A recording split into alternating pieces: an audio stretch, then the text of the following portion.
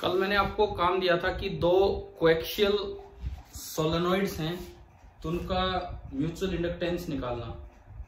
Answer भी बता दिया था, हो गया कि नहीं हुआ बताओ।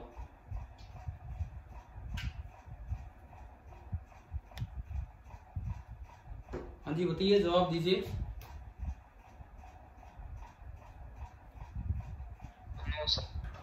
नहीं हुआ, किसी भी बच्चे का नहीं हुआ क्या? एक ने भी नहीं किया?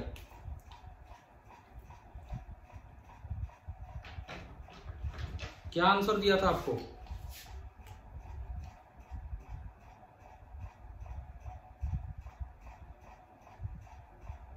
Inductance per unit volume of inner solenoid is equal to mu not into N1 into N2। बताया था नहीं आंसर? तो चलिए हम अपनी शुरुआत यहीं से करते हैं आज। Mutual inductance of two long coaxial solenoids, ये जो पिछला टॉपिक था हमारा लास्ट में, वही कंटिन्यू कर रहे हैं। क्या क्या कह रहे हो, दोबारा बोलो। Yes sir. Yes sir. Video clear नहीं आ रही, इतनी देर में तो ये कनेक्ट हुआ। रुको भाई, देखता हूँ मैं।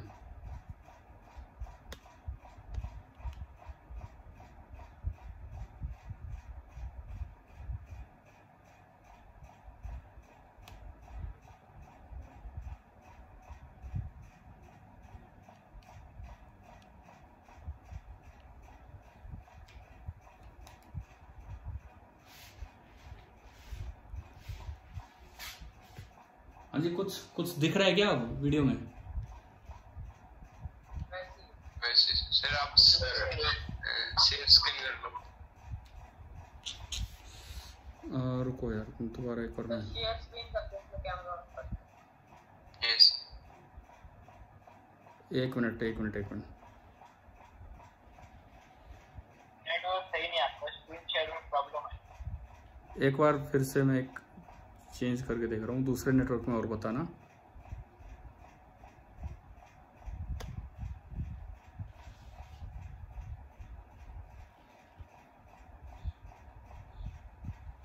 इसमें भी नहीं दिख रहा है। एक मिनट, ये बताओ, इसमें भी नहीं दिख रही है कि स्क्रीन ठीक ठाक?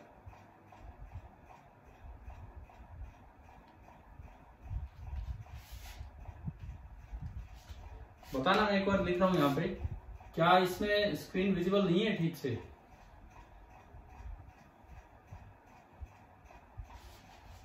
मैंने दो कोएक्सियल सोलेनोइड्स बताए, ये नजर आ रहे हैं कि नहीं बताओ।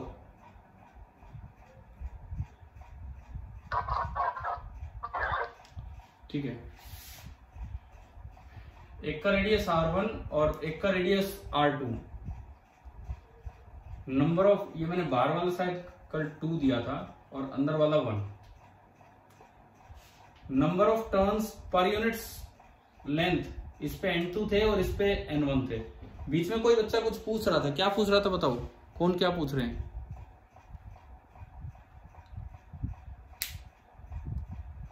कोई कुछ मतलब पूछ रहे थे क्या किसी चीज का?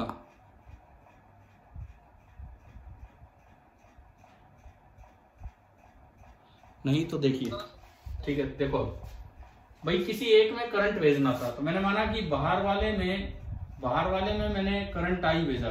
ये मेरी अजम्पशन है कि बाहर वाले में मैंने करंट आई भेजा। उसकी वजह से अंदर जो बी होगा, उसका फॉर्मूला होता है हमारा mu naught into N2 into बाहर वाले में भेजा तो मैं I2 बोल देता हूं इसे। ठीक है, उसके बाद अब मैं अंदर वाले में से फ्लक्स लिखूंगा। तो सबसे पहले फ्लक्स थ्रू वन टर्न, एक टर्न में से जो फ्लक्स होगा वो B डॉट ए होगा। उसका एक टर्न यहां ऐसे है, area perpendicular to the loop होता है तो मैं एरिया इधर मान सकता हूं। तो B और A दोनों एक ही डायरेक्शन में हो गए हैं। तो B यानी कि mu naught N2 I2 into area, और एरिया होगा पाई R1 स्क्वायर एक लूप का, और कोस 0 डिग्री। यानी कि एक टर्म में से फ्लक्स आया mu not N2I2 pi R1 square. अच्छा, टोटल नंबर ऑफ टर्न्स कितने हैं इनर में? जो अंदर वाला है उसमें टोटल टर्न्स कितने हैं बताइए। सर आपकी वीडियो पूर्ण होगी। वीडियो तो शायद तो चल ही रही है। कितने हैं? N2L या N1L? N1L। तो आप ये बताओ फ्लक्स लिंकेज कितनी होगी? फ्लक्स लिंकेज एक वर्ड पढ़ा था हमने, total number of turns into flux through each turn. Total number of turns तो आपके कितने हुए? N1L, और फ्लक्स थ्रू ईच टर्न बन रहा है म्यू नॉट N2I2 पाई R1 स्क्वायर। ये बताओ भाई, फ्लक्स लिंकेज आ गई? यस। ये इनर की फ्लक्स लिंकेज है, नो सर। इनर से फ्लक्स लिंकेज है। तो ये जो फ्लक्स लिंकेज है ये आ रही है म्यू नॉट N1 N2 पाई R1 स्क्वायर और इंटू I2। ये I2 के कारण है तो हम जानते हैं कि this is directly proportional to I2, और इनर के कारण है और आउटर के करंट पे डिपेंड कर रही है, तो प्रोपोर्शनलिटी कांस्टेंट L आएगा कि M आएगा?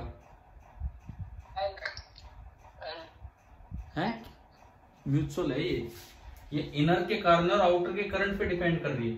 तो आप इसको क्या लिख सकते हैं? म्यू नॉट N1 N2 पाई R1 स्क्वायर I2 बराबर M इंटू I2। I2 से I2 गया और ये म्यूचुअल इंडक्टेंस आ गया म्यू नॉट N1 N2 और इंटू पाई R1 स्क्वायर है। अच्छा, एक L कहां मिस हो गया है? एक L कहां मिस हो गया? ये रहा, ये इसमें एक L भी था, तो पाई R1 स्क्वायर इंटू L है, पाई R1 स्क्वायर इंटू L। पाई R1 स्क्वायर इंटू L को मैं लिख सकता हूं वॉल्यूम ऑफ इनर सोलेनोइड। तो मेरे पास ये फॉर्मूला आ गया M upon volume of inner that is equal to mu not into N1 into N2। कल यही बताया था ना उस दिन आपको ये फॉर्मूला, ठीक है? इसको कर लीजिए, नोट कर लीजिए कि क्या है, कैसे है।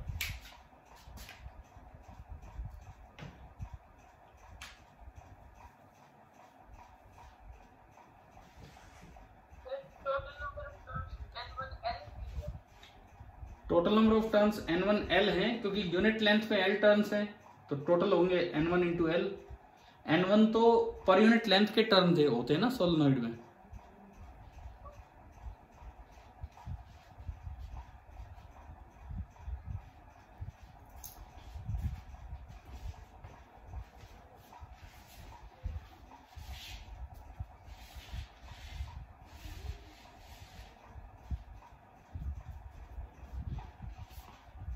सर ठीक है, अब देखो इस पे एक सवाल देता हूं इसी चीज पे।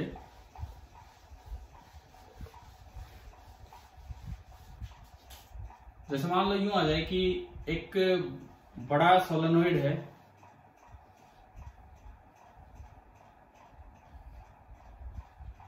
Number of turns per unit length N2 है और उसका जो रेडियस है दैट इज R2।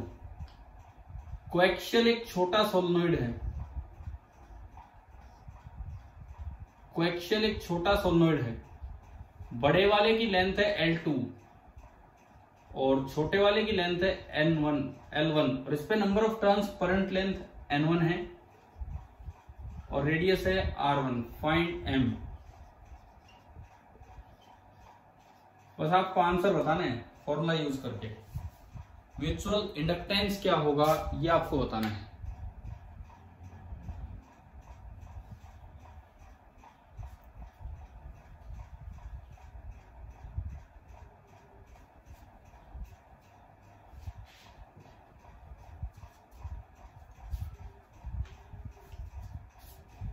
क्या फॉर्मूला हमारा?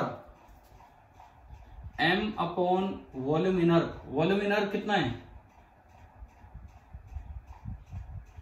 इनर का volume pi R1 square L1 that is equal to mu not into N1 into N2 और यहां से M आ गया mu nought N1 N2 into pi R1 square और इंटू L। बताओ समझ आया कि नहीं आया, कैसे किए?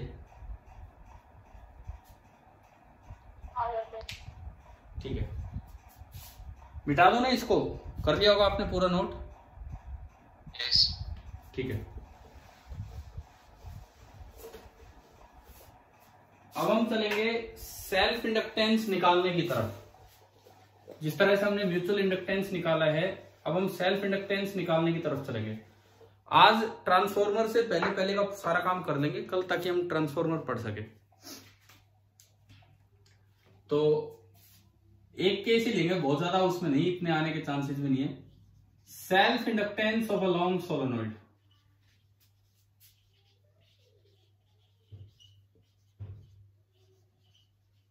ये हम देख रहे हैं यहां पे self inductance of a long solenoid.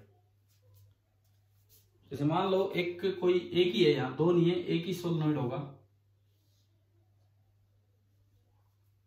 उसके ऊपर कई टर्न्स होंगे। मान लो इसका रेडियस है R, लेंथ है L एंड N मुझे दिया है इस पे number of turns per unit length. Suppose ये आपका N हो गया, number of turns per unit length, ये आपका हो गया N। तो इस तरह से कई टर्न्स होंगे।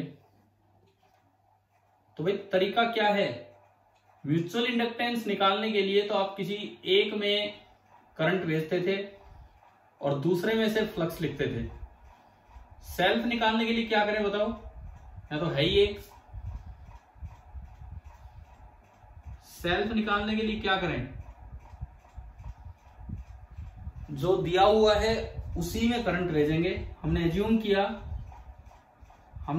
किया कि ये करंट आई इसमें चला है, दे नहीं रखा होगा हमें, और फिर इस आई की वजह से बी लिखो। बताओ यहां कितना बी होगा इस आई की वजह से?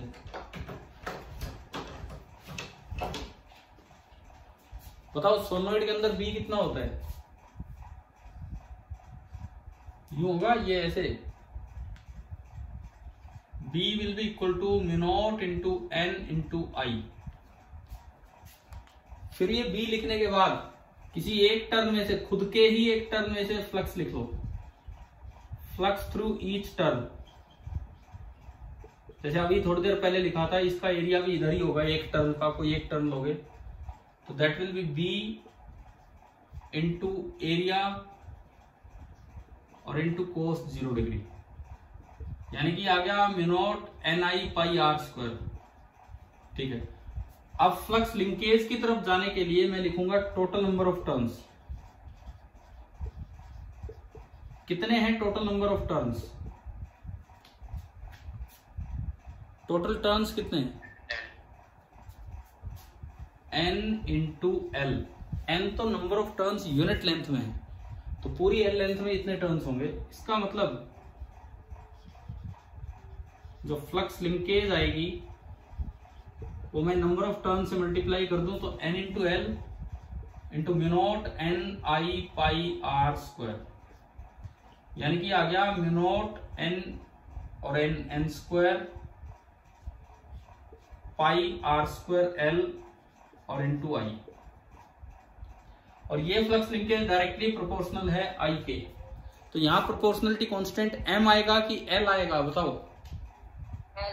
L, क्योंकि खुद के करंट पे डिपेंड कर रहा है। तो अगर मैं इसको आगे बढ़ाऊं तो बनेगा mu nought N square pi R square L into I, that is equal to capital N into I।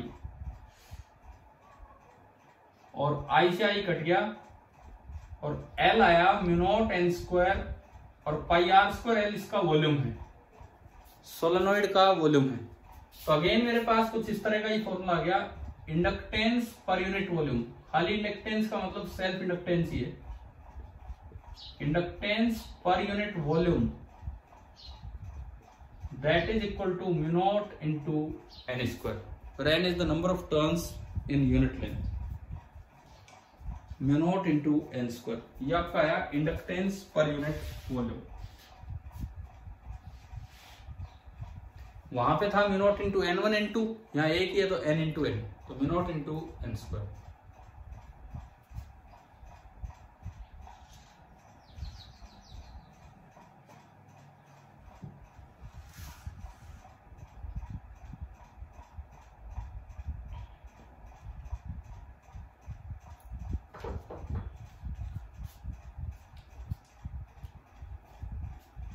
लिख लो तो बता देना।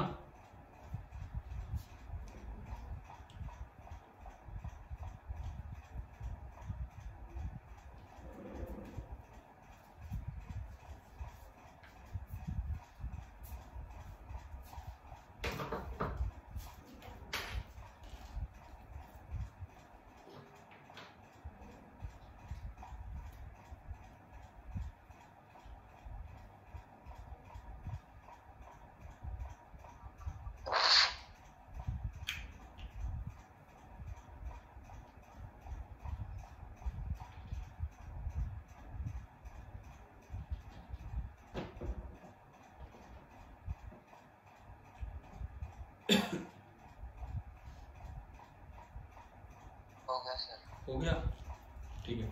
तो आपको Yes, sir. आपको इंडक्टेंस निकालने आगे ना, अरे पर लास्ट लाइन वाली समझा दो। इंडक्टेंस ये एल का ये यहाँ तक आ गया फॉर्मूला, ये आ गया समझ, या ये नहीं आया? Yes sir. क्योंकि पाई आर स्क्वायर एल इसका वॉल्यूम है, तो आप इस वॉल्यूम को नीचे ले आओ ना, L by V inductance per unit volume that is equal to mu not into N square. जैसे कल बना था inductance per unit volume of inner solenoid बराबर mu naught N one N two, आज हो गया म्यू नॉट एन स्क्वायर। तो चलूंगा आगे, Yes. ठीक है। अब देखो ये जो इंडक्टेंस निकालने सीखे हैं, ये तो एक कॉन्स्टेंट्स हैं, कुछ कॉन्स्टेंट्स हैं कि भाई इस अरेंजमेंट का ये कॉन्स्टेंट, उस अरेंजमेंट का ये कॉन्स्टेंट, इनका यूज क्या होगा? तो इसके लिए मुझे दो चीजें समझनी होंगी। आप एक एक करके लिखना, मैं तो अगल बगल लिख रहा हूं। एक म्यूचुअल इंडक्शन,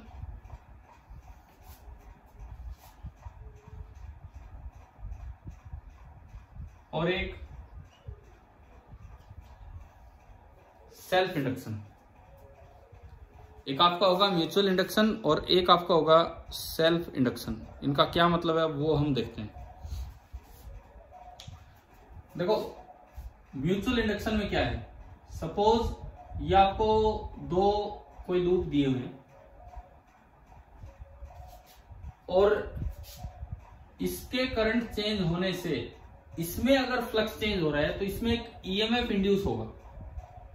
इसको लूप नंबर 1 बोल रहा हूं, इसको लूप नंबर 2।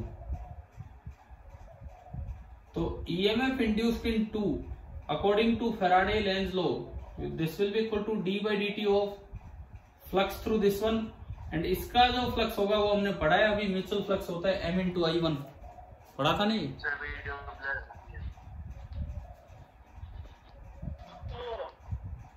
Clear है। ठीक है। आप ये बताओ, अभी थोड़ी देर पहले हमने पढ़ा था कि भाई इसकी जो फील्ड लाइंस होंगी, या पिछले लेक्चर में भी देखा, वो इसकी फील्ड लाइंस यूं आएंगी, तो इसकी फील्ड लाइंस उसमें से फ्लक्स जनरेट कर रही हैं, तो जो म्यूचुअल फ्लक्स होगा through 2, this will be equal to m into I1। लिखते हैं ना हम, ये अभी भी यूज किया हमने, ठीक है। तो जो ईएमएफ इंड्यूस होता है minus d by d t of five, यानी कि ये आपका आया E2 that is equal to minus minus केवल डायरेक्शन के लिए है कि किस तरह से वो पोलैरिटी आएगी। माइनस जो है वो केवल और केवल पोलैरिटी के लिए है और कुछ नहीं। m एक कांस्टेंट होता है अरेंजमेंट का इंटू di1 बाई dt। दरअसल इसको हम बोल देते हैं म्यूचुअली इंड्यूस्ड ईएमएफ, इसको हम बोल देते हैं म्यूचुअली इंड्यूस्ड ईएमएफ, जो दूसरे लूप में इंड्यूस हुआ है पहले की वजह से, और इस फिनोमिना को बोलते हैं म्यूचुअल इंडक्शन। जो m था उसको बोलते हैं म्यूचुअल इंडक्टेंस, और ये फिनोमिना होता है म्यूचुअल इंडक्शन, और m को हम यूं भी बोल देते हैं कोफिशिएंट ऑफ म्यूचुअल इंडक्शन। ये चीजें थी। सिमिलरली इधर देखिए, एक कोई लूप था, उसमें खुद ही कोई करंट आई फ्लो कर रहा था किसी बैटरी के कारण, लेकिन वो आई मान लो वेरी कर रहे हैं, तो इसके खुद के करंट के कारण कुछ फील्ड लाइंस होंगी जिसको क्रॉस कर रही होंगी, तो जो इसमें से फ्लक्स होगा that can be written as L into I, है ना।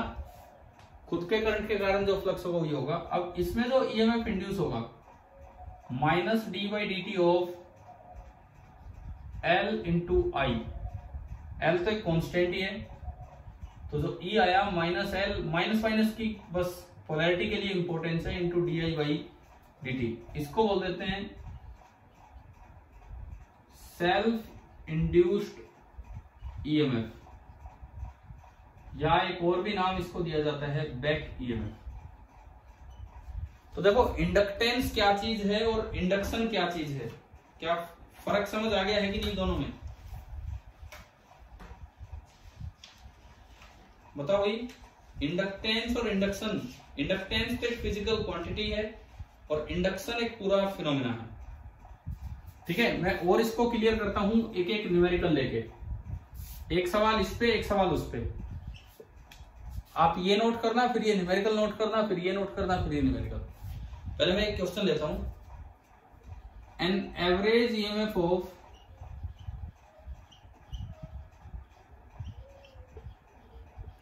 20 volt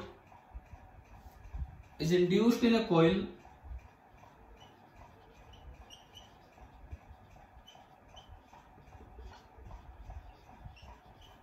when the current in the neighboring coil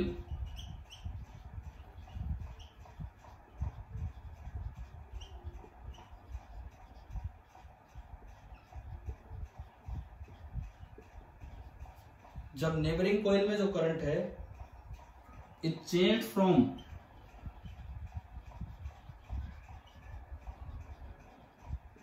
2.5 ampere in one direction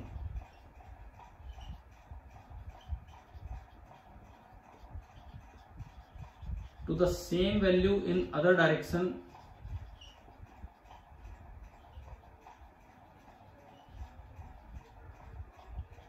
in 0.1 second. जब करंट में बदलाव हुआ तो इतना ईएमएफ इंड्यूस हो गया, तो फाइंड एम, और जो म्यूचुअल इंडक्टेंस है वो आपको निकालना है।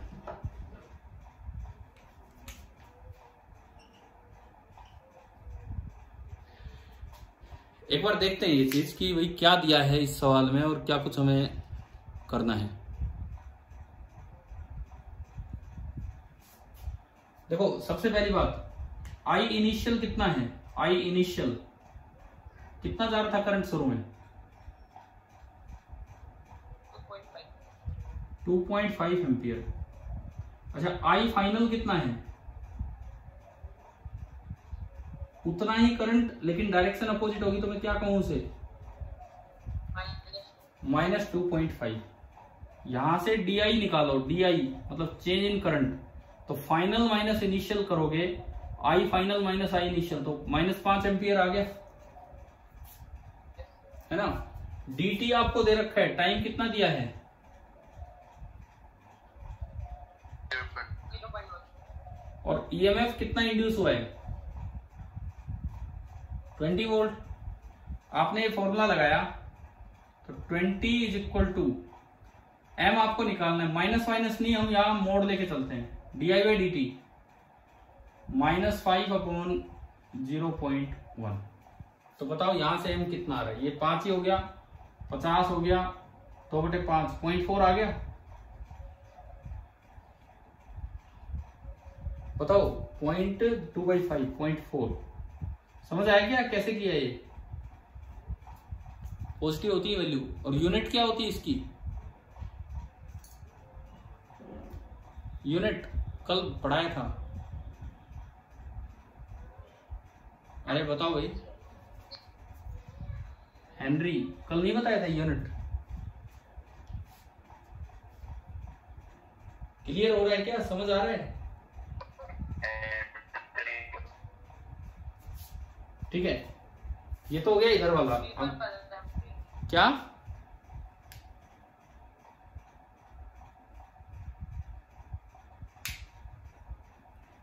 सवाल मैं उधर भी लेता हूं ऐसा ही, सेल्फ इंडक्टेंस की side. An average EMF of 200 volt is induced. An average EMF of 200 volt is induced in a coil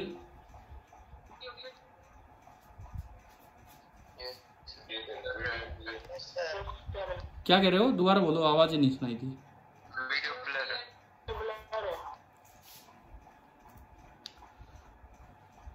तो वैसे पिछला सवाल नोट हुआ कि नहीं हुआ? ये वाला नहीं हो पाता।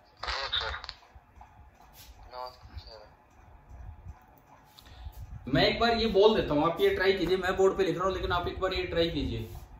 दूसरा जो सवाल मैं दे रहा हूँ, an average EMF of 200 volt is induced in a coil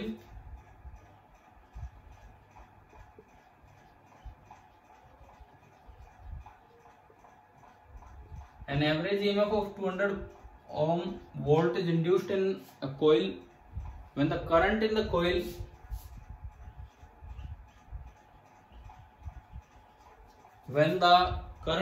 coil decreases from 5 ampere to 0 in 0.1 second. An average EMF of 200 volt is induced in a coil when the current in the coil is decreases from 5 ampere to 0 in 0.1 second. Find self inductance of coil. कोयल का आपको self inductance निकालना है कि कितना होगा।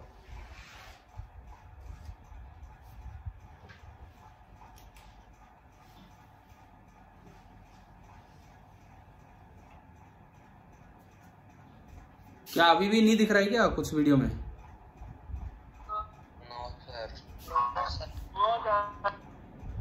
तो ये सवाल मैंने बोला, आप एक बार ये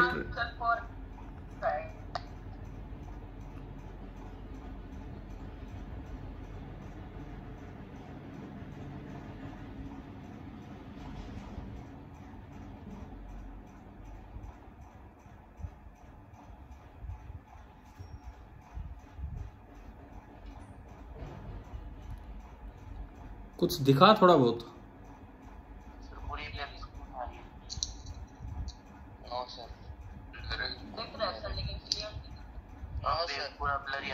तो यार अब मेरे पास और कोई ऑप्शन भी नहीं है ना, तो मैं ये बोल ही सकता हूँ।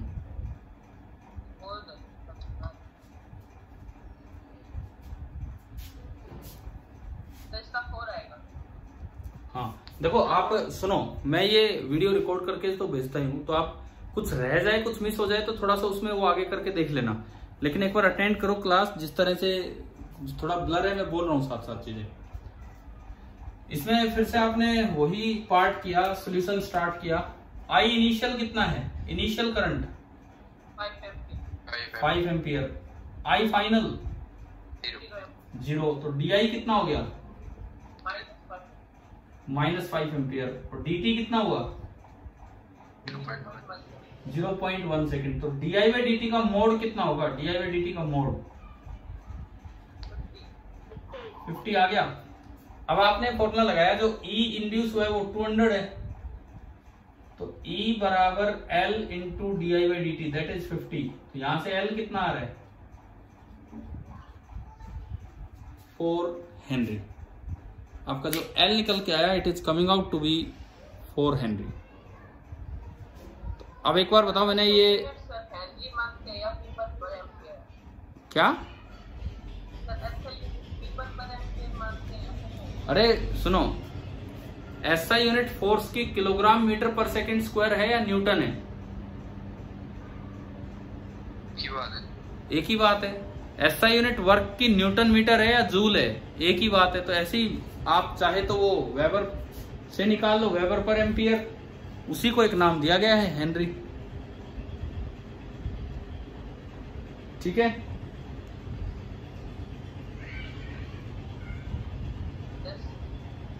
चलो ये दोनों पार्ट समझ आए, म्यूचुअल इंडक्शन और सेल्फ इंडक्शन। ठीक है।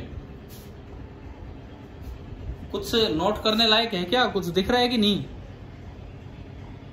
No sir. तो मिटा दूं मैं स्क्रीन, आगे बढ़ूं फिर? Yes sir. ठीक है, आप ये चाहे वीडियो लेक्चर दोबारा से एक बार थोड़ा फास्ट करके देख लेना, कुछ चीजें ना लिखी जा रही हो वहां से।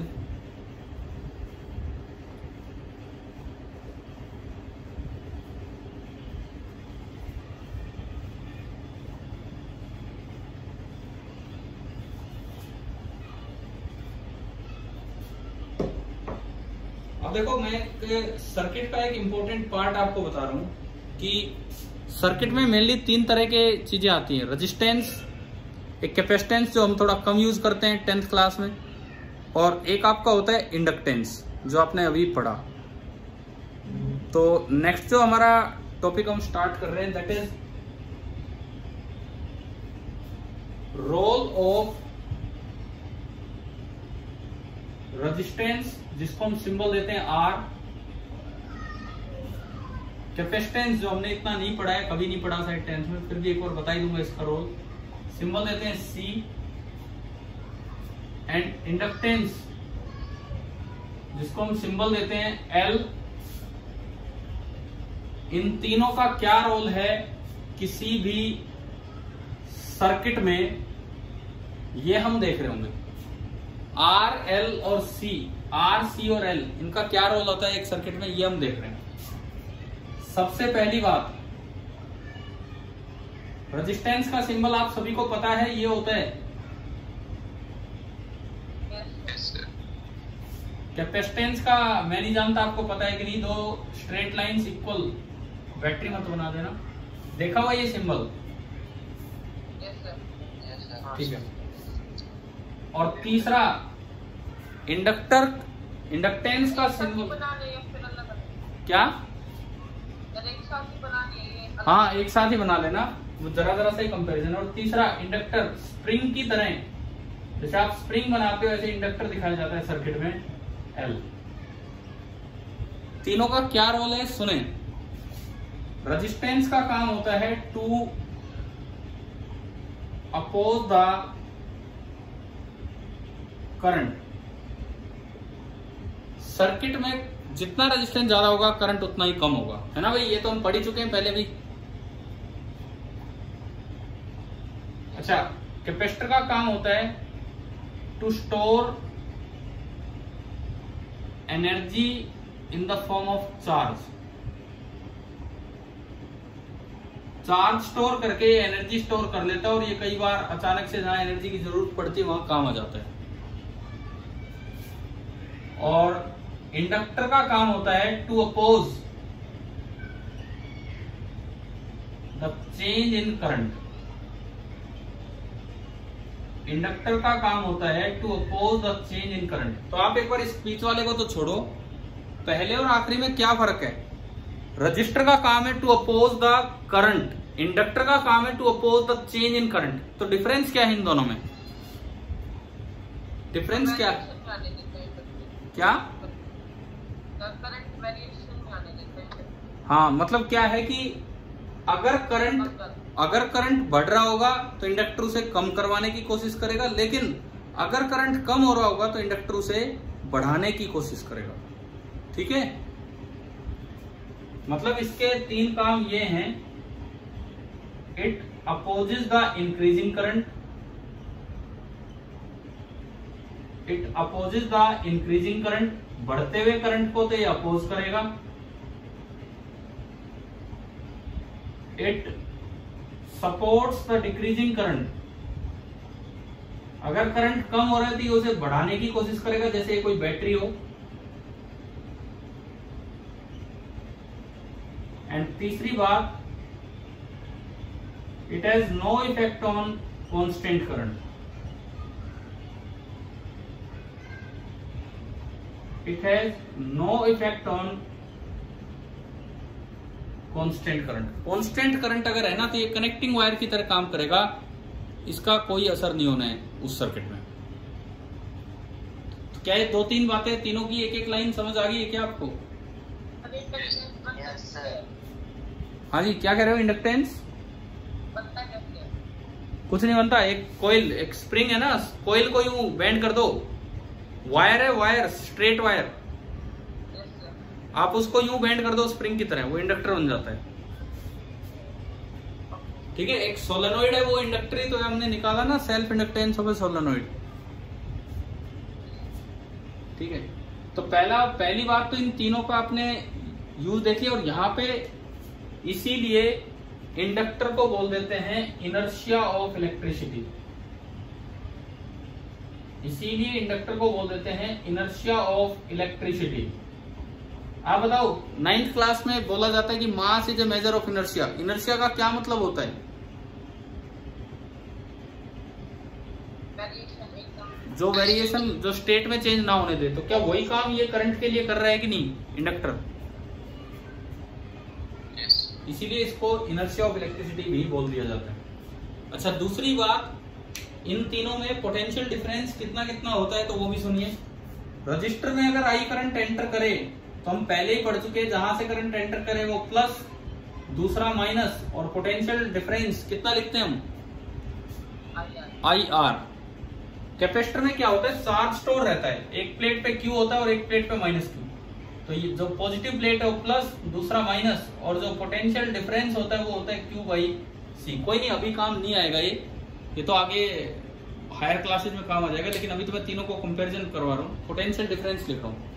और इंडक्टर में जहां से करंट एंटर कर रहा है वो प्लस, दूसरा माइनस, और जो पोटेंशियल डिफरेंस या ईएमएफ इंड्यूस अभी निकाला था हमने, सेल्फ इंड्यूस ईएमएफ कितना आया था? L into D I by d T. अभी मैं दोबारा पूछ रहा हूँ, क्या कुछ दिख रहा है क्या बोर्ड पे? Yes, sir. अच्छा, ठीक है। तो मैंने तीनों पे ऊपर पोटेंशियल डिफरेंस कितने आते हैं वो लिख दिए, और नीचे तीनों का रोल लिख दिया कि क्या क्या रोल है। कर लो, आप ये बना दो एक बार। हो गया सर। हो गया? हो गया सर। Yes, sir. ठीक है, मिटा दूं तो मैं आगे बढ़ूं फिर? Sir. अब देखो, रेजिस्टेंस को आप मेजर करते थे व्हीटस्टोन ब्रिज से, कभी पढ़ा था हमने Wheatstone bridge? Yes, sir. Yes, sir. 4 branches होती थी, उनमें से 3 की रेजिस्टेंस पता थी, एक की अननोन, वो बैलेंस करके निकाल लेते थे, याद है ना वो? Yes, sir. तो नेक्स्ट हेडिंग आप डालना measurement of inductance.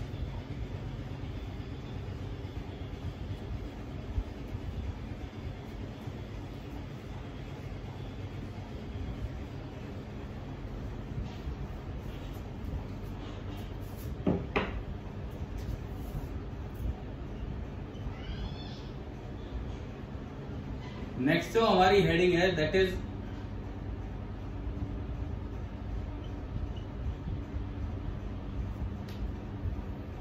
Measurement of inductance.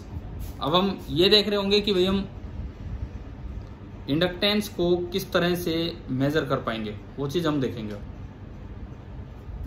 तो इसके लिए जो ब्रिज यूज किया जाता है, व्हीटस्टोन ब्रिज नहीं, इसको बोलते हैं कौन सा ब्रिज?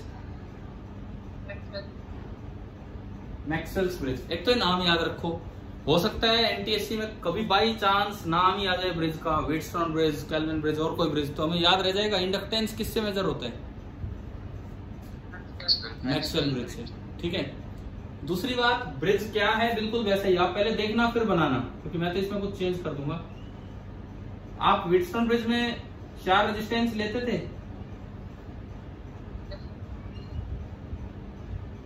यहां भी वही काम करना है, R1, R2, R3, R4। R4 variable है। व्हीटस्टोन ब्रिज में नीचे क्या लगाते थे? वो डीसी सोर्स था। यहाँ बैटरी की बजाय ये किसका सिंबल होता है? क्या लिखा मैंने? एसी। हमारे घर में एसी आता है, डीसी आता है? एसी। हाँ, तो जैसे घर का कोई कनेक्शन है इस तरह का, एक एसी सोर्स आपने लिया। ठीक है, उसके बाद सुनो, यहां पे हम एक डिटेक्टर यूज करते थे, डिटेक्टर, और एक गैल्वेनोमीटर यूज करते थे वहां। No sir. तो एक खाली बस वो बीच का रेजिस्टेंस हम बोल देते थे R5। Yes, sir. अच्छा, बैलेंसिंग के वक्त R5 में करंट कितना होता था? तीनों। तो वो देखने के लिए वहां एक गैलोमीटर यूज करते थे, ठीक है। वो देखने के लिए वो R5 की जगह वहां पे एक गैलोमीटर यूज करते थे। क्लियर है ना? ठीक है। यहाँ पे हेडफोन वगैरह यूज करते हैं, आवाज सुनेंगे, जिस वक्त आवाज बिल्कुल नील हो जाएगी तो क्या नाम है वो बैलेंस हो गई। एसी डिटेक्टर है। अच्छा, इसमें थोड़ी एक्स्ट्रा अरेंजमेंट ये है कि यहाँ पैरेलल में एक वेरिएबल कैपेसिटर लगाया जाता है। थोड़ा सा हम ये एक्स्ट्रा इन्फॉर्मेशन ले रहे हैं क्योंकि इंडक्टेंस मेजर कैसे होता है एटलीस्ट नाम पता होना चाहिए। और यहाँ पे वो इंडक्टर, क्योंकि आप मेजर तो इंडक्टर करने वाले हैं, इंडक्टेंस ही तो मेजर करेंगे। इंडक्टर वो आइटम है वो जिसकी इंडक्टेंस होती है। तो आप क्या रेजिस्टेंस क्यों ली है? बिना रेजिस्टेंस के करंट बहुत ज्यादा हैवी हो जाता है और ये मतलब इतना खतरनाक करंट फ्लो कर सकता है कि सर्किट खराब हो सकता है उससे। इसलिए रेजिस्टेंस तो हमेशा साथ लगाई ही जाती है। अब आप ये सुनो, इसकी बैलेंसिंग कंडीशंस बस सुन लीजिए। मैं फिर से आपको कह रहा हूं कि ये एक एक्स्ट्रा इन्फॉर्मेशन है आपके लिए। आपके लेवल पे ज्यादा से ज्यादा ये ब्रिज का नाम आ सकता है, परंतु मुझे लगा जब ब्रिज ही बता रहा हूं तो एक बार बता ही देता हूँ। क्या व्हीटस्टोन ब्रिज से मिलता जुलता ब्रिज है कि नहीं है? याद हो सकता है क्या है क्या नहीं? ठीक है। इसमें बैलेंसिंग कंडीशन सबसे पहली, आमने सामने वाले रेजिस्टेंस का प्रोडक्ट बराबर हो तो क्या इक्वेशन बनेगी? R1 R4 is equal to R2 R3। भाई कभी नाम ना आए मैक्सवेल का, इस तरह से टॉपिक आ जाए। और दूसरी बात, जो इंडक्टेंस होता है वो होता है C, ये कैपेसिटेंस, इनटू R2 R3। मैं वहां पे, आपने अभी थोड़ी देर पहले RL और C लिखा है, तो तीनों का रोल, तो वहां तीनों की यूनिट और ऐड कर लो। R की SI यूनिट है ओम, C की SI यूनिट होती है 1 फराड। ये फराड है, ये फैराडे नहीं है, ठीक है, ये अलग है फराड। एंड L की SI यूनिट तो हम देख ही चुके हैं, क्योंकि इसकी नहीं पता थी तो ये मैंने आपको बताया। तो भाई ये और याद कर लो, कभी इंडक्टेंस कभी निकाला जाए तो इससे कैलकुलेट हो जाता है।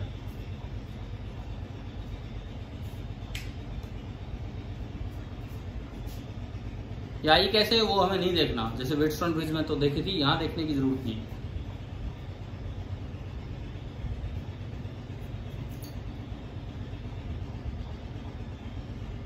चलो नोट हो जाए तो बताना। हो गया सर। ठीक है, कोई नहीं, आप करो।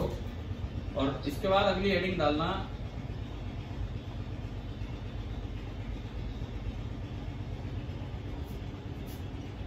एनर्जी स्टोर्ड इन एन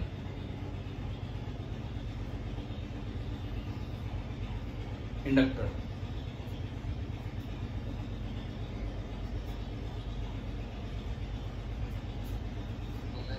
हो गया तो मिटाऊं, बताओ।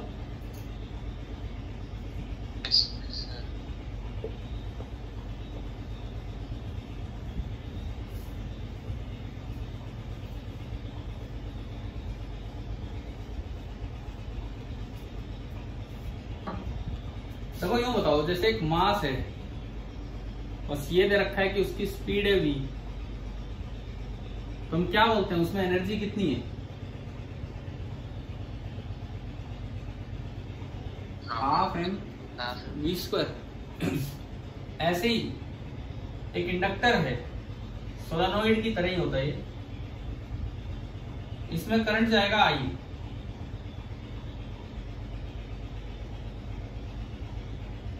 तो जब ये करंट फ्लो करेगा तो क्या यहाँ एक मैग्नेटिक फील्ड फैलेगा कि नहीं इसके अंदर? ठीक है, इसके अंदर एक मैग्नेटिक फील्ड आ जाएगा इस तरीके से B। तो मैग्नेटिक फील्ड के रूप में एक एनर्जी स्टोर हो जाती है, और यहाँ जो एनर्जी स्टोर होती है, बिल्कुल यहाँ से मैं कंपेयर कर रहा हूँ, हाफ की जगह हाफ। मास इधर इनर्शिया का रोल प्ले करता है और इधर इनर्शिया का रोल कौन प्ले करता है? L inductance. अच्छा, मोशन का रोल इधर वेलोसिटी प्ले करती है, उधर करंट। करंट होता है कि रेट ऑफ चार्ज फ्लो, तो यहां आता है I स्क्वायर। ये फॉर्मूला याद रखना, डायरेक्ट फॉर्मूला भी पूछा जा सकता है या एनर्जी स्टोर्ड पूछी जा सकती है अगर एल और आई दिया हो तो। बस अभी ये कंपैरिजन करके और आप छोड़ दीजिए। और ये किस रूप में स्टोर होता है, ये एनर्जी स्टोर होती है इन द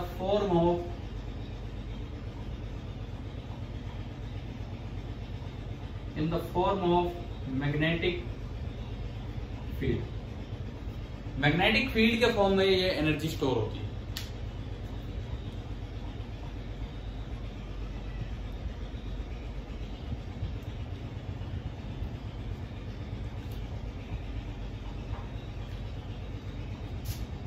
हो गया नोट?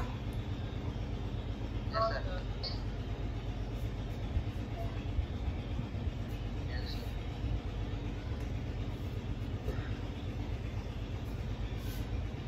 अगली heading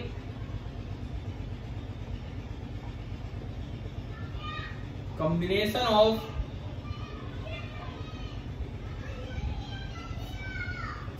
inductors in A circuit. Combination of inductors in A circuit. मिटा दो इसको diagram. Yes, sir. Yes, sir.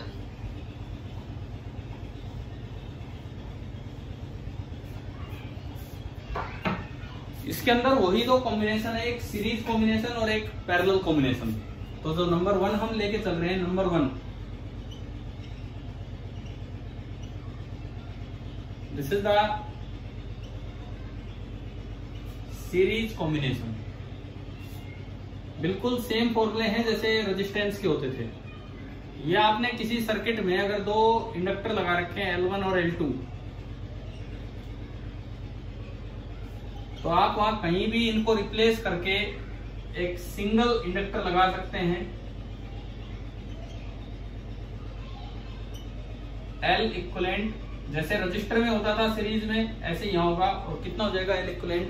L1 plus L2। और ये बड़ी वैल्यू होती है, जो सबसे बड़ा है उससे भी बड़ी। तो बताओ क्या बिल्कुल सेम है कि नहीं? वही Yes, sir. ठीक है। और दूसरा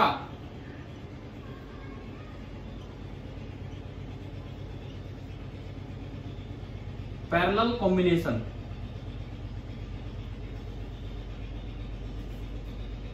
मान लीजिए इस तरह का कोई अरेंजमेंट है, a inductance L1, inductance L2 and B। तो आप इसकी बजाय अगर आप एक इंडक्टर लगाएं तो वही पैरेलल वाला formula 1/L equivalent is equal to 1/L1 plus 1/L2। और इसमें जो L इक्विवेलेंट आता है दिस इज मिनिमम ऑफ, जो सबसे छोटी वैल्यू है उससे भी कम ही होगा, मिनिमम से भी छोटा। तो बिल्कुल ही सेम है जैसा आपका रजिस्टर में होता था। ये दोनों आप नोट कीजिए।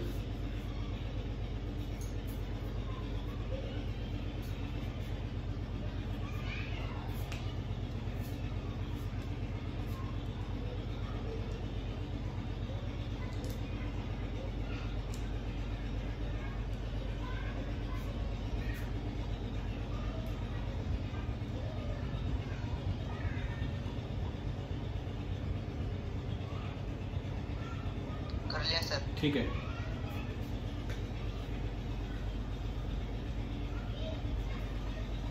एक डायरेक्ट छोटा सा आसान सा सवाल इस पे, मान लो एक दो पॉइंट दे रखे हैं,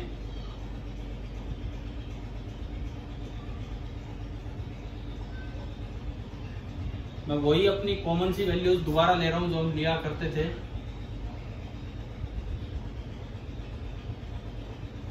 find effective inductance between A and B। तो मतलब इस तरह के छोटे सवाल आप कर लेंगे ना फटाफट। देखो 6 और 3 का पैरेलल में कितना होगा? L1 L2 upon L1 plus L2 2 and 2 and 2 का सीरीज में 4। तो आंसर हमारा आ गया 4 हेनरी। ठीक है, कर लो, ये भी बना दो आप। एक आज का फिनिशिंग क्वेश्चन लेते हैं। आज वैसे छोटे छोटे कई पॉइंट्स हो गए हैं, है ना, फटाफट हो रहे हैं, लेकिन छोटे छोटे पॉइंट्स हैं, ढंग से याद रखना। एक मान लो ये कोई बैटरी दे दी 9 वोल्ट की,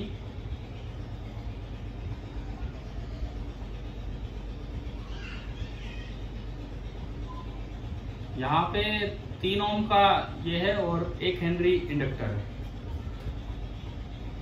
सवाल है कि find the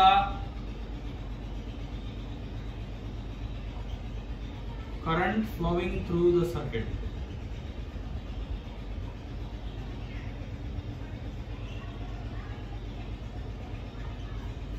find the current flowing through the circuit, ये आपका क्वेश्चन है।